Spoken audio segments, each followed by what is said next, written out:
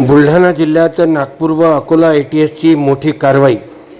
वर्धा व जळगाव खान्देश येथील तिघांना अटक। मोठा शस्त्रसाठा जप्त।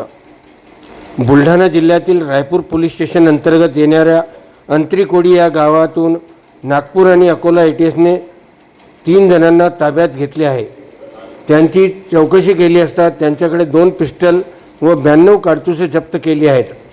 अकोला आणि नागपूर ATSला मिळालेल्या गोपनीय माहितीनुसार ही कारवाई करण्यात आली। या कारवाईबाबत मात्र बुलढाणा पोलीस अनभिज्ञ असल्याची माहिती मिळाली आहे। नागपूर आणि अकोला ATSने बुलढाणा जिल्ह्यात येऊन केलेल्या कारवाईमुळे मात्र बुलढाणा पोलिसांच्या कार्यक्षमतेवर प्रश्नचिन्ह उपस्थित राहिला आहे।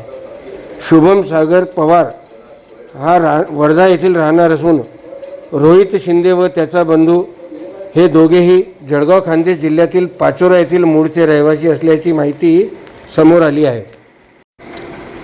पोलिसांनी शुभम सागर पवार रा कारंजा चौक वर्धा व रुपेश मिलन शिंदे तसेच रोहिल मिलन शिंदे हे दोघेही हसनाबाद तालुका भोकरदन जिल्हा जालना येथील रहिवासी असून हल्ली मुक्काम त्यांचा जळगाव खान्देश जिल्ह्यातील पाचोरा येथे आहे। यांच्या ताब्यातून 2 देशी बनावटीच्या पिस्टल, 4 मॅगझिन, 92 जीवन कारतुसे, 2 वापरलेली कारतुसे, 1 लोखंडी चाकू आणि महिंद्रा कंपनीची XUV गाडी जप्त करण्यात आली आहे।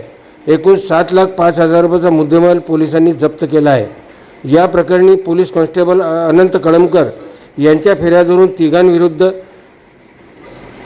रायपूर सैलानी पोलिसात विविध कलमान्वये गुन्हा दाखल करण्यात आले आहे। जिल्हा पोलीस अधीक्षक निलेश तांबे, अप्पर पोलीस अधीक्षक अमोल गायकवाड, उपविभागीय पोलीस अधिकारी सुधीर पाटील यांच्या मार्गदर्शनात ठाणेदार निलेश सोळंके आणि पथकाने ही कारवाई केली आहे। पुढील तपास ठाणेदार निलेश सोळंके व पोलीस कॉन्स्टेबल लक्ष्मण शिंदे हे करीत आहेत। सायंदैनिक खबरे शाम तकसाठी बुलढाणा सैलानी येथून अशोक जसवानी।